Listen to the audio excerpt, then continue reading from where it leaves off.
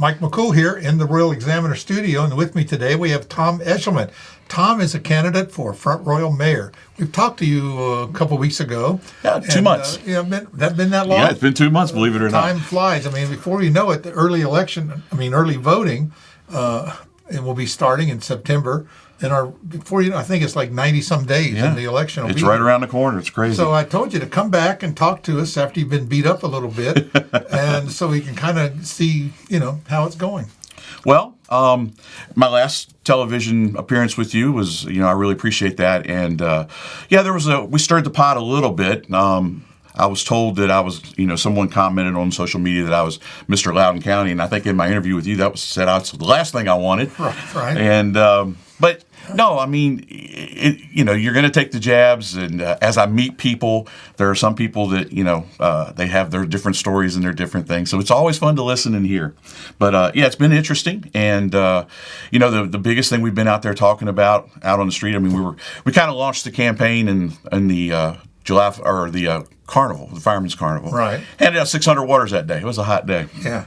Speaking of water, that's what we've been talking about. Well, that was the thing. That's a good lead-in. Yeah. I mean, everybody knows, obviously, we're having a tough time. And we went through this last year. And I think actually... the year before. Not as bad. Yeah, not as bad. But, and I think I was kind of called out at the council meeting last Monday because they said, I know in campaigns people talk about things. And, I want to kind of clear the air. I mean, this council and this mayor, I'm sure they care about water. I mean, we all care about water. The problem is all we've been doing is talking about it. We haven't, I went back to kind of see just exactly how much council has talked about it. And, my figures could be wrong. I don't know. But there was a liaison committee meeting in October of last year with the county. And one of the supervisors suggested that there be a water committee created and said that was probably a good idea, but none was ever, done. Yeah, I recall that. Yeah, I think the mayor even said that's a great idea. Yeah, and then they talked about water again in the after this year with the liaison committee meeting. But that wasn't even about the water. That was about the county wanting to get the town to sell them the corner of McKay Springs. And I know the problem can't be fixed overnight, Mike. We all know that, but we need a secondary source of water, and we should be talking about it. Now, I believe this month they're going to finally start talking about it, preliminary engineering studies or something, but we've lost a whole year. We can't recapture that, but I tend to think that if we had some forward-thinking vision, this is something we could have, been working on already. Yeah, it's not a new problem. No, it's not. And we bought McKay Springs a long, long time ago to solve the problem. And I don't know if that's the answer. I mean, we've got quarries. There's possibility of a reservoir. There's possibility of recycling our water. There's all kinds of things we can do. So, I don't know. We can hire those rain dance guys. Yeah. It's just, and again, I understand there's no way to solve the problem overnight, but again, we need to be thinking about it. We need to prioritize it. Yeah, and the fact that we haven't talked about it, we did talk about it, the fact we haven't taken any action, that's what bothers me. But, we'll get there. We're going to, hopefully we'll find solutions no matter who's the mayor and who's the council. Right. Well, I recall many times over the years we've had water studies. They're probably sitting on the shelf down. Yeah, there's probably some dust collected on them. But I mean, it takes us to live through this to understand it. And hopefully God's going to bless us with a major storm sometime soon. We need something for 2 or 3 days, not 2 or 3 minutes. We don't even care if it happens here. We want it to happen south of us, so we'll get the water. Well, if it happens in Luray, we're in great shape because that's the water that feeds us. So we're praying for rain in Page County and Luray, right. And that'll fill the river back up. But anyway, again, I don't want to beat the subject up. We should have been moving forward on it, and the fact that we're only going to address it this month kind of bothers me. Well, there's a lot of things. Politicians in general have a tendency to do a lot of talking and talk about things. But I think it takes, and one of the things I know you talked about before was, we need some plans or we need some directions. We study we put together our comprehensive plan, but it seems like it just sits on the shelf and no one goes back and says, we plan to do these things, and how far along are we? It's been interesting. I've talked to several previous mayors, and they've talked about what they wanted to get done versus what they could get done, and it's very interesting to see. And I mean, again, a new approach to the leadership that's kind of what I'm providing. I mean, I've got a business acumen. When we bought the old McCrory 5 and dime store on Main Street, right out from underneath of me. Yeah, there you go, Mike. There you go. And so we bought that, and we remodeled it, and we made it into an antique emporium up until 2008, and then we changed when the economy changed, and we changed it from an antique emporium to just basically different businesses being in the building. Well, you've helped a lot of those businesses have been there, then they've moved on to bigger spaces and have grown. Yeah, I mean, old architectural house parts. Right. They were a spinoff from our antiques mall. There was 3 Peacocks. There were several other stores that did. Right. One still exists today is Barb Dumeyer with Old Timers Antiques. Right. She her shop's highly successful, and she started in our antiques mall. So that was kind of cool that we spun off some businesses. When we went down there were more empty businesses, empty stores than there were open. Right. And so a lot of people don't remember that. That was 25 years ago. You owned that where the Front Royal Brewery, or now Verbrisa Beer. Verbrisa, yeah. I bought that building. It was a furniture company, and then it was a storage building. And we bought that company, rehabbed that building, broke it into 2 stores. I think there's a bakery on one side and an outdoors venture on the other side. Put a new roof on the building. We rehabbed that building completely and then sold it to Old Architectural House Parts, as a matter of fact, originally. And now Verbrisa's there. And then the building right down from it used to be old Ramsey's Hardware on the corner. And we did a lot of work in there, new HVAC. We fixed the roof that was leaking. We did some improvements in there. Then eventually I sold that, and now that's where Melissa Itchuigi Studios is. That's a cool place. It is a cool place. And something you mentioned that, and I don't think people that don't know you, that you worked for the Warren County Fair and Shenandoah County Fair for quite a few years. And I'm just thinking about tourism.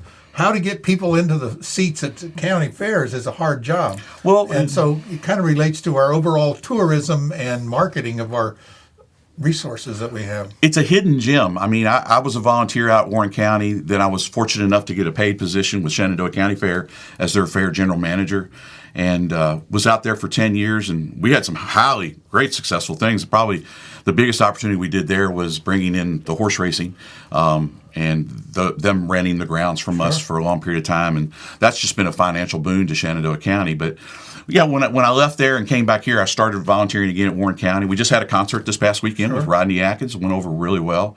And it's great to be a part of the community in that way. And the Warren County Fairgrounds itself is a hidden gem. A lot of people don't realize there are some major opportunities going on there. For instance, probably one of the largest ones, the Homesteaders. They come here on Festival of Leaves weekend. Every year. 5,000-6,000 people coming into our community.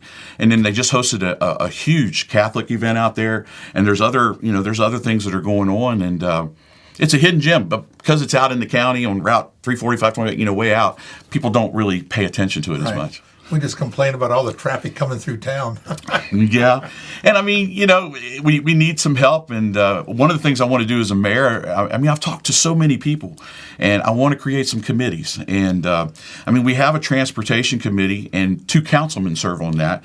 But we need some outside. And, we need some outside investment. I mean, people that know, what they're talking about from a standpoint of, hey, this is a good future thing. I mean, I understand there's going to be a rehash of South Street in front of the shopping center. Not sure I really like it, but it is what it is. VDOT's cast it. But I want to form a water committee. And I mean, I want some people to go out and research and see what we can do. A parking authority. When Winchester first built its first parking garage, it was called the Auto Park. People laughed and said, "Oh my gosh, we don't need that." Now they have like 5 or 6 parking garages. Right. And do we need it now? Probably not, but we need to be planning for it in the future. So I'd like to get some people together thinking about that. So we'll see if we can't get some more people involved. The solutions to a lot of our problems are in our community.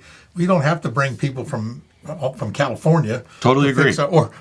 Or from Loudoun County, right? Right. Well, I mean, just thinking about the water situation again, I reached out to the Conservation Center, said, is there some land up there that you're not utilizing right now? And we're talking back and forth now to see what is available, if there is anything available. And, who knows? I mean, you got to step out of the box when you want to lead for the future. And, who knows? Might be a reservoir opportunity there. I don't know. Like they say, sometimes the idea seems silly in the beginning, which some of our current things the internet seems silly at the beginning. And it started off just for a couple of professors and scientists talking back and forth to each other. Now look at it. Yeah, you're exactly right. That's not the original concept at all.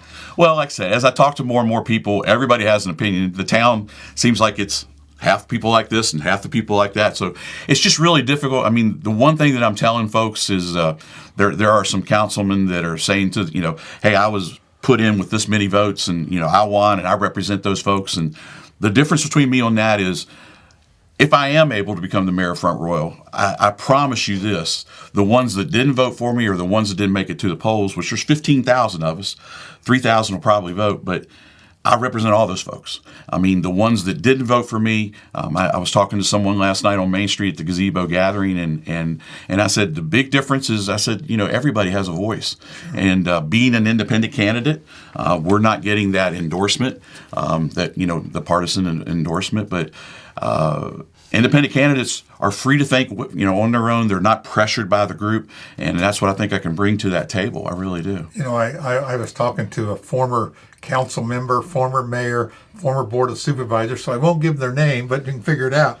But he said, when people would come up from the public speaking, and he said they would come in with, 50 people show up or 100 people show up, and they start, complaining about something. He said, I had to keep remembering in the back of my mind that there were still 14,900 people that didn't show up, right, and that we represent them too. And so he always, like you say, you got to consider what's best for the whole community. Well, in attending the meetings and looking back at the past videos, it seems like half of the complainers that speak at a town council meeting don't even live in the town. Yeah, isn't that funny? And we do affect. I mean, that's the mold of all. We pay town and county taxes. We talked about this before, so we pretty much have a say in both jurisdictions. And not that those people's opinion aren't important, but as a councilman, as a mayor, you have to take into consideration, what does your town want. And the funniest thing was, these people had said, "Oh, I'm anti-growth. I don't want any more growth." And we've talked about it. It's going to happen. They've been here 2 years. Well, or they're here, so and they live in a house that wasn't here 10 years ago. Exactly. So not in my backyard, right? Not in my backyard. So anyway, it's interesting, and again, in the race, I'm not here to pick fights or anything. I just think me having business background, business experience, just bring a different element to it. I really do, and hopefully people will see that. Well, we appreciate you coming in, sharing those ideas with us. Thank you. The election, again, it starts quick. I mean, I think early voting is going to be like September the 20th. 20th You'll start seeing the signs pop up in yards and all that good stuff. I've seen a few already. So. Yeah, I've definitely seen those out there as well. But I've been getting invited to a lot of groups, and I'm talking to a lot of folks, and we're knocking on some doors. So we'll see that's what I suggest. You need to get in front of people, both sides of the aisle and down the middle, and just talk to people, because you get a lot of insight from there. that. You go. Well, and I appreciate the opportunity to come and talk, and hopefully we folks want you will to come back again, and we've invited all the candidates to come in. We've had the mayor, Lori's been in here a couple times, and she's promised to come back, and so we hope to see her and get some of her opinions as well. But again, all the candidates have been invited. They're welcome to come as many times as we can squeeze them in on the calendar. Well, I appreciate the opportunity. I really do. All right. We appreciate it, Tom. Thanks again. Thank you.